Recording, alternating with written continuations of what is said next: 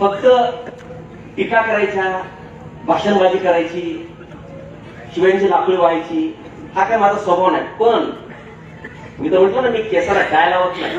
पण माझ्या गावाची जर का पेरणी करता तर मी तुमच्या अस्तित्वाला डायलॉग घालणार नाही. विषय असा आहे की गाव, तुम्ही कोण मी कोण, तुम्ही गेवराईकर मी गेवराईकर. आज आपण कुठे उभा आहोत? महात्मा फुलेंच्या पायथ्याशी. आज एक महत्वाचा दिवस, आज संविधान दिवस आहे.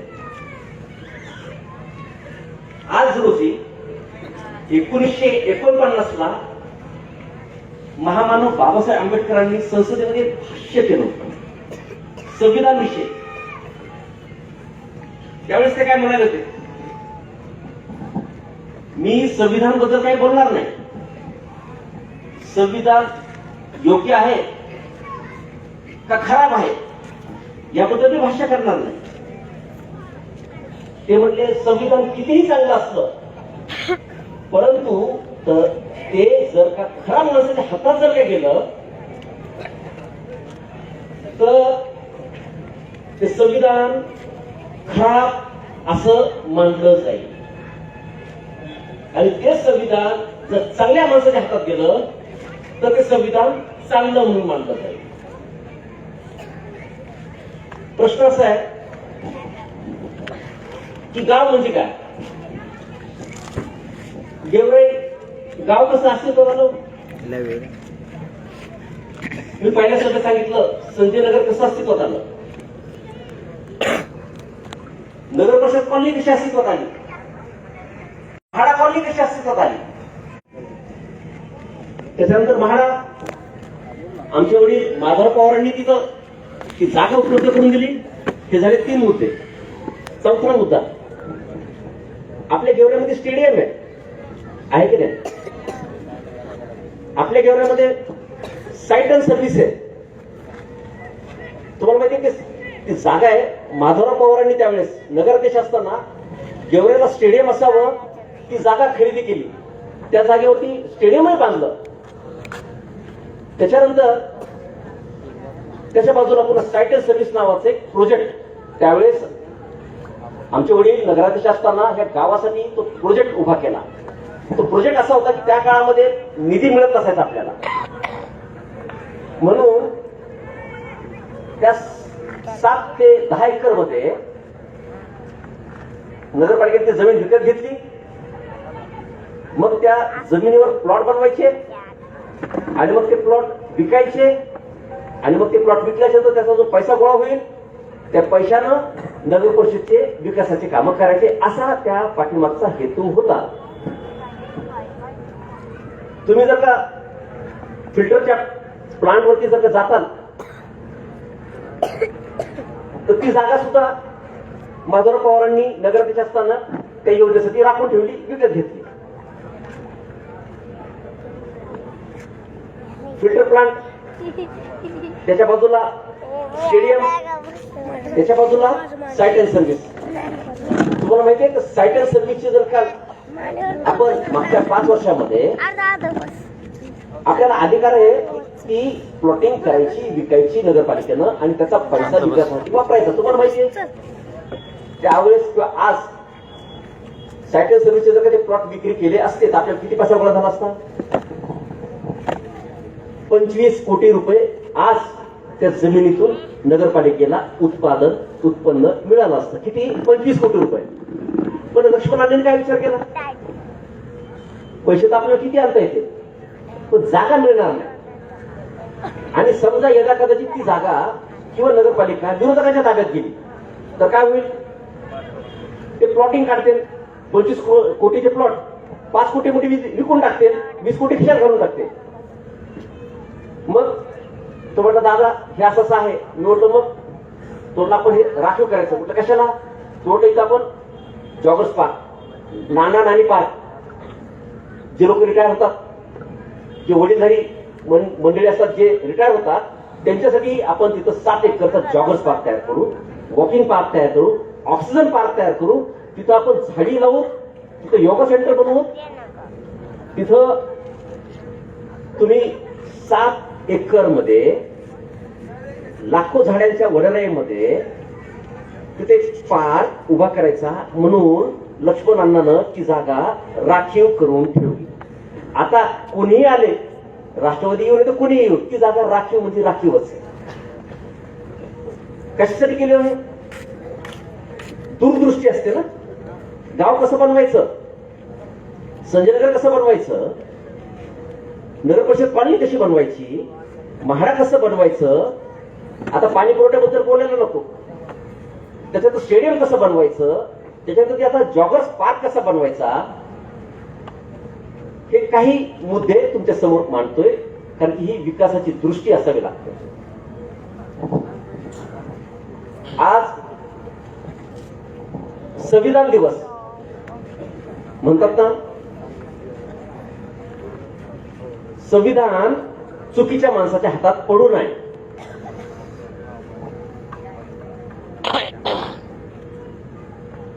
आपल्याकडं अमरसिंह पंडित सारखा एक भला माणूस आहे.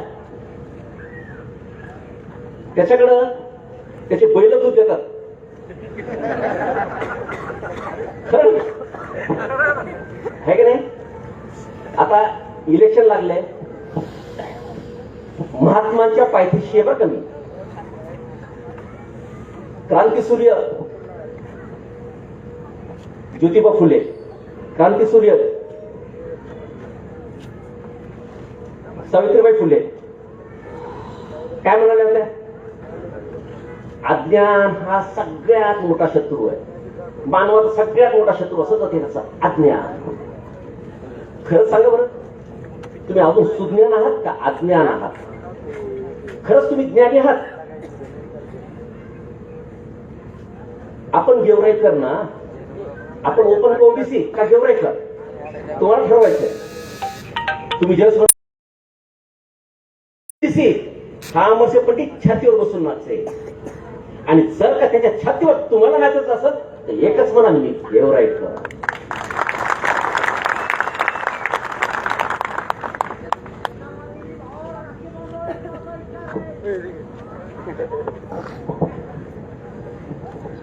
अमरसिंह पंडितचे बैल दूध देतात. हा बैल करून दूध देते का? थांबा तर, त्यांचा इलेक्शन लागले बरोबर, महात्मा ज्योतिबा फुलेच्या पायथ्याशी येत आपण बरोबर. किती शिक्षक आहेत अमरसिंह पंडितांकडे? 400 पेक्षा जास्त, 500 पेक्षा जास्त. नोटाचे बंडल वाटताय, वारडा वारडा फिरतायत. शिक्षकांनी शिकवायचं का ह्याची गुलामगिरी करायची, चाकरी करायची नाही का? तर खोटं बोलतो मी? नाही. अमरसिंह पंडितच्या जय भवानी शिक्षण संस्था असेल, जगदंबा शिक्षण संस्था असेल, त्याचे शिक्षक काय करतात? ठेवायचं हात, खा शपथ आणि सांगा आम्ही पैसे वाटत नाही. मुलांना शिकवायचं, हा तालुका घडवायचा का याची चाकरी करायची? 500, 550, 600 कर्मचारी ज्याचा पगार सरकार करतं, हा माणूस हा राबवतो. तुम्ही खुलं का तुम्ही भेकड हो? मग प्रश्न असा आहे की विकासाची भाषा करायची कशाला? हा माणूस म्हणतो पातळी सोडायला लागले, पैसे खातानाची पातळी कुठे गेली?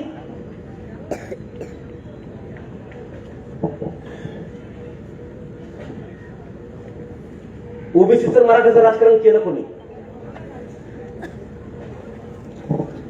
डिंग्या कोण मारता? अमरसिंह पंडित आणि विजयसिंह पंडित. एकाच प्रश्नाचं उत्तर द्या. जाते ते कोण? मराठा आहे ना. एक मराठा दाखव ज्याचा 1 रुपये न घेता नोकरी दिली. 20 लाख रुपये मराठ्यांकडे घेतल्याशिवाय हिने नोकरी दिली नाही, आणि हा जागीरदार मराठ्यांचं राजकारण करतोय. पातळी हलकटाची गाठली यांनी, आणि हा तुम्हाला आम्हाला नैतिकता शिकवतोय, राजकारण शिकवतोय. पोलीस स्टेशनमध्ये पीआय कोणी आणायचा ह्यांनी ठरवायचं, तहसीलदार कोणी आणायचा ह्यांनी ठरवायचं, सीओ कोणी आणायचा ह्यांनी ठरवायचं. व्हिडिओ पुण्याचा ह्यांनी ठरवायचं. गेल्या वर्षभरातले 6 कोटी रुपये अण्णांनी आणलेले नगरपालिकेचे ह्यांनी वळवले स्वतःच्या ताकदीवर आणि त्याचे कामं केले. नारळ फोडले नव्हतं, मी विकास केला. मूर्ख 40 कोटी आणले म्हणतोय. किती? बर, लक्ष्मणांना दरवर्षी 400 कोटी आणायचा. तर बोल, किती कोटी आणायचा? ह्यांनी किती आणले? मी म्हटलं हे अक्कल कुठे माहित नाही याची, बोलून पायावर धोरण पाडून घेते. चला, जातेगाव रोड 200 कोटीच्या वरचा आहे.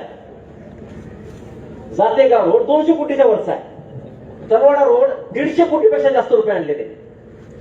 पाचेगाव रोड 180 कोटी रुपयाचा आहे. चक्कलंबा रोड तोही 250 कोटी रुपयांचा आहे. आपलं पाटाचं केलं 350 कोटी रुपये आणले. काय सांगायचं अजून? राष्ट्रभवन रोड बाजूला ठेवला, अजून रेवकी देवकी रोड बाजूला ठेवले, अजून पिंपळनेरचा रस्ता बाजूला ठेवला. आपण त्याची गणिती करा हो. तुम्हाला माहितीये ती येऊन जाऊन ते कोळी रोडचं काढते. 1 नंबरचं बधीर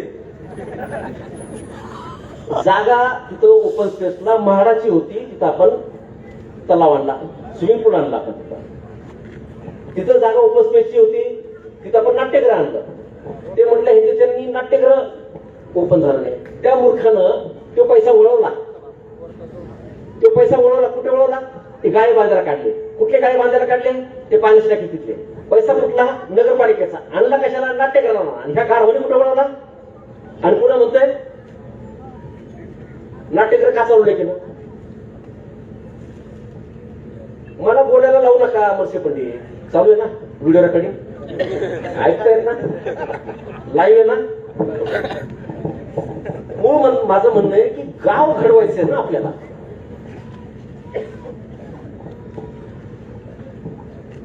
एक छोटा किस्सा अजून सांगतो भल्या माणसाबद्दल. 2000 साला आपण नगरपालिका जिंकलो. सगळ्यात पहिलं काय निर्णय घेतला? काही करायचं पण लाईट बिल भरायचं. त्यावेळेस नगरपालिकेची 4.5 कोटी रुपयाची थकबाकी होती. रेकॉर्डवरती सापडलं तुम्हाला.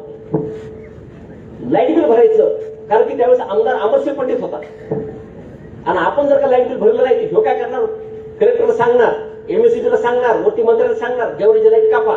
का तर बाळराजे पवार वाकावा, त्याच्या पायथीशी पडावा, त्याच्या पाया पडावा आणि मग ही आपण त्याला पाणी द्यावं, ती लाईटीची परमिशन द्यावी, त्याच्यानंतर पाणी मिळत, त्याच्यानंतर गावाला पाणी मिळत. एक तर बाळराजे पवार संपवायचा. हे 2006 पासून अमरसिंह पंडितचं षडयंत्र. पण 2000 साला मी एकच निर्णय घेतला की लाईट बिल भरायचं म्हणजे भरायचं. 1.5 लाख रुपये ते 2.5 लाख रुपये महिन्याला आपण लाईट बिल भरत होतो. त्यावेळेस आपली नगरपालिका अपक्ष होती, निधी नसायचा आणि नगर परिषदेचं गाडं सुरू झालं. पहिल्या महिन्यापासून लाईट बिल भरायला सुरुवात केली आपण. पाणी पुरवठा कट होऊ नये म्हणून, तुम्हाला आम्हाला स्वावलंबी होता यावं, आपली नगरपालिका स्वावलंबी व्हावी, हे त्याच्या पाठीमागचं गणित होतं. तर ज्यावेळेस 5-6 महिन्याने रेग्युलर बिल भरलं, हे नाटकी कसं आहे ते सांगतो मी तुम्हाला. आम्हाला सांगितलं तुम्ही उपोषणाला बसा. कारण प्रश्न असा होता,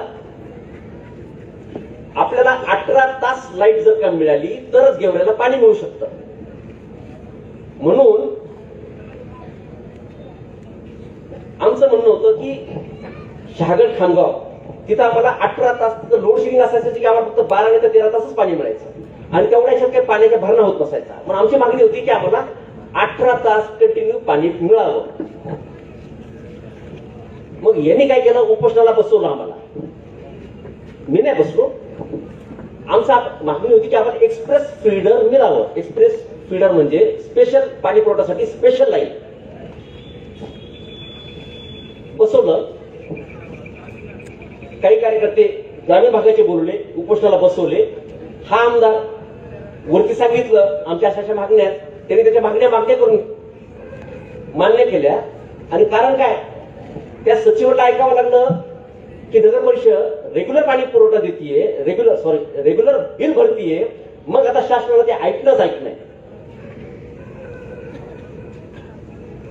ज्यावेळेस त्यांनी चौकशी केली की गेवराई नगरपालिका पाणीपट्टी भरते का, पाण्याचं लाईट बिल भरते का, आणि जेव्हा तिथून रिपोर्ट गेला, हो साहेब दर महिन्याचे क्लिअर आहे, पाठीमागचं 4.5 कोटीची थकबाकी आहे, परंतु नवीन नगरपालिका आहे, त्यांनी थोडासा अवधी बघितला. त्यांचं म्हणणं होतं की आम्ही थोडस रेग्युलर करतो आणि जसं आमचं उत्पन्न वाढत तसं आम्ही तुमचं लाईट बिल क्लिअर करतो. तर त्या सचिवांनी अमरशे पंडितला वेळ दिली, पण त्यांना कळालं की नगरपालिका अपक्ष आहे. तर मला निरोप भेटला की तुम्हाला सचिव बोलायचं म्हणतात. मी फोनवरती बोललो, तेव्हा सगळे साहेब इंजिनियर होते. ते म्हटले तुम्ही खरंच लाईट बिल भरतात का? म्हटलं हो साहेब, 6 महिने झाले, 1 महिन्याचा आम्ही थकबाकी केलेला नाही. तर त्या सचिवांनी काय केलं, दुसऱ्या दिवशी आदेश काढले की गेवराईला एक्सप्रेस फीडर मंजूर केलं. मंजूर झालं, दुसऱ्या दिवशी ते म्हणजे 4 दिवसामध्ये ट्रकनी सामान गेवराईला गेलं पाहिजे आणि एक्सप्रेस फीडर उभा राहिलं पाहिजे. तर ते टेंडर ज्या माणसाकडे होतं तर ह्या भल्या माणसानं त्याच्याकडनं घेऊन टाकलं. हप्ता घेतला, टक्केवारी घेतली, वादळ आलं आणि 3 महिन्यामध्ये ते सगळे पोल कोलमडले. आता करायचं काय? त्याच्या हातात नगरपालिका द्यायची.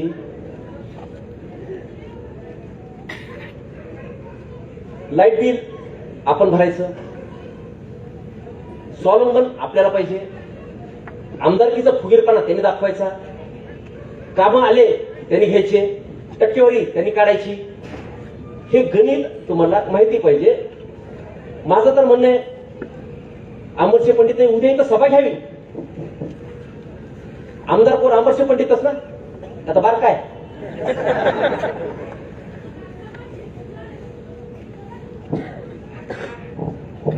विषय गाव बनवायचं आहे, गावाची बांधणी करायची आहे. कारखाना आपला आहे. अमरशे पंडितचं म्हणणं येते की आपण मुद्दे सोडून बाकीच बोलतोय. मुद्दा ह्या गावचा आहे. हो, ह्या गावच्या शेतकऱ्यांचा आहे. इथं आठवडी बाजार भरतो का नाही? भरतो. 15 वर्षापूर्वी इथं काय होती? हागणदारी होती. बरं. पंचायत समितीत काय होती? हागणदारी होती का नव्हती? आणि पंचायत समिती कोणाच्या ताब्यात? अक्का हयात गेली, 60च्या पुढे गेला, त्या हागणदारी त्याला मिटवता आले नाही आणि चालल्या गेवराई चालवायला.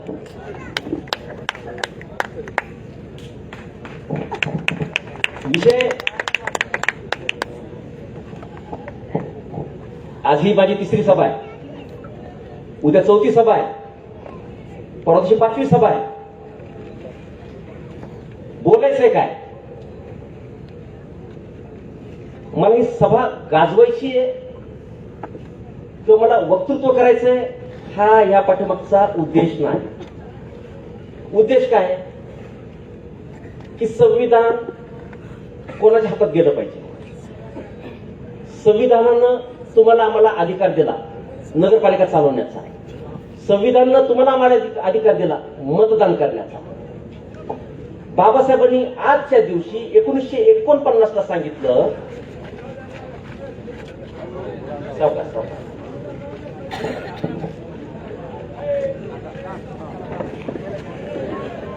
ते बैल म्हटलं होतं का? बैल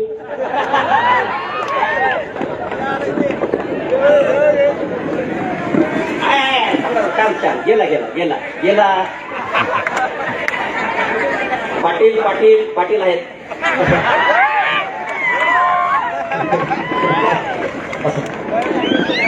काही बसा.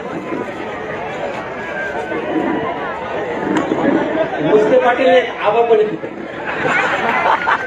आबाची गरज नाही, दादा पण आहे तिथे.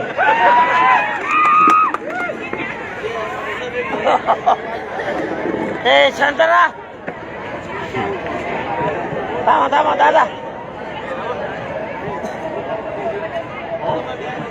हा तू जवळ बघ. बोला बोला.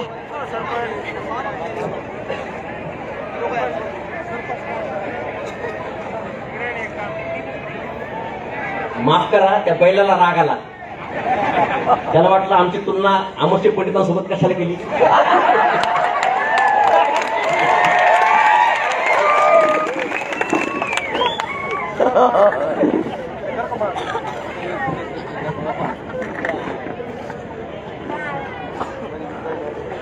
ताई, हे गाव तुमचं आहे,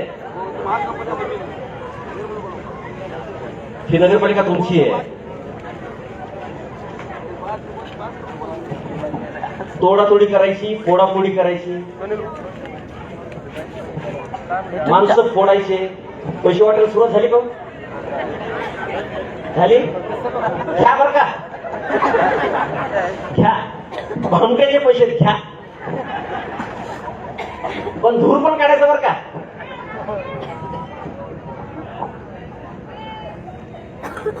प्रश्न पुन्हा तोच, संविधान कोणाच्या हातात द्यायचं. एक साधं उदाहरण देतो तुम्हाला.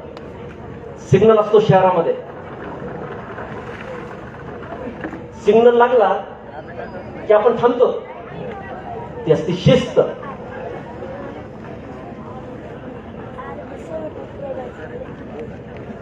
पण एखादा असतो टाग्या, त्याला भूषण काय वाटतं? सिग्नल तोडण्यामध्ये त्याला भूषण वाटतं. सिग्नल चालू असतो पण तो गाडी काढतो, सिग्नल मोडून टाकतो, आणि आपण रामराम कोणा घालतो? तो नियम पाळणाऱ्याला नाही, नियम बोलणाऱ्याला आपण रामराम घालतो. माझ्याबद्दल याच्यावर एक पुन्हा अजून एक छोटंसं उदाहरण देतो. मी 14 वर्ष कुठं होतो? जेलमध्ये होतो. तिथं कैदी, मोठे मोठे कैदी, गुंड, मोठे मोठे गुंड, आतंकवादी, मोठे मोठे आतंकवादी, आणि तिथं प्रशासन होतं. तिथंही एसपी, PSI, PI, कॉन्स्टेबल तिथंही. पण तिथं गरीब जे बंदी होते ना, ते रामराम कोण घालायचे माहिती? ते तिथल्या पोलिसांना रामराम घालत होते, ते गुंडांना रामराम घालायचे. भाय सलाम, दुपारी भाई सलाम, साहेब येऊन येतं जाऊ, भाई सलाम, दादा सलाम.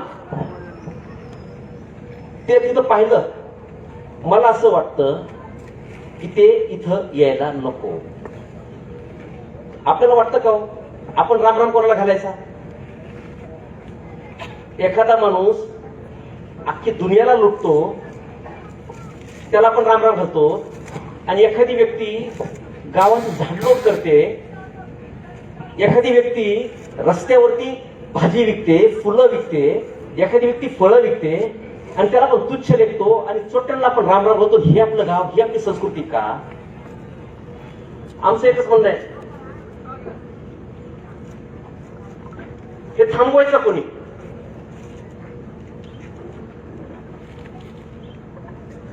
अजून एक दोन उदाहरणं आहेत, पण मला वाटतं की आज नको द्यायला, उद्या बोलायचंय. ही असली कोणती माझी परीक्षा हो? प्रत्येक वेळेस टेन्शन, आज काय बोलायचं, पुन्हा टेन्शन, उद्या काय बोलायचं. डोकंच लावायचं ना, अमरशे पंडित काय बोलतो तेवढं बघायचं आणि त्याला उत्तर द्यायची. आले हा,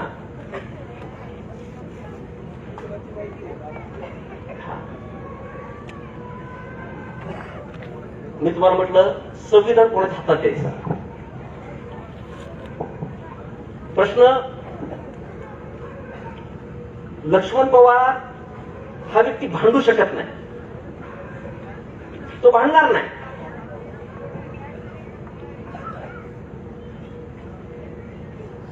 तुम्ही जर का जातीचा धर्माचा प्रश्न काढला, तो गप्प बसेल. पैसे वाटणं, भांडणं करणं ही आमची संस्कृती नाही, हे आमचा स्वभाव नाही. तो माणूस भांडत नव्हता.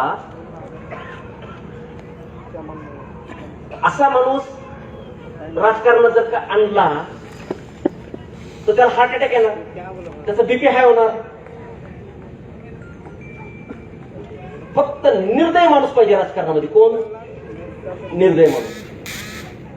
ज्याच्यामध्ये लोकांना पिळण्याची ताकद आहे ना, त्या माणसांनीच राजकारण करावं. आमच्यासारख्या माणसाचं काम नाही हे राजकारण. पाटील हा भावनेचा माणूस असतो, पण पुढारी हा धंदेवाईक माणूस असतो. निर्दय किती असावं ते अमरसिंह पंडितांकडे लक्षात घ्यावं. पिळवणी कृती करायची ती त्याच्याकडे लक्षात घ्यावं. आताच युद्धजी दादांनी उदाहरण दिलं की त्याच्यासाठी एक नवीन ग्रह असावा. ते खरंय. आम्ही एक बातमी पाहिली होती, नासाने एक बातमी दिली होती. ती म्हटली होती चंद्रावर अमरसिंह पंडितचे बॅनर लागले.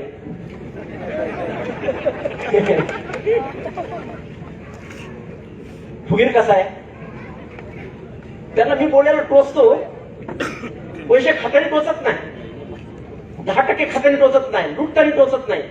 माझा मूळ प्रश्न आहे, हा एक आठवडी बाजार आहे.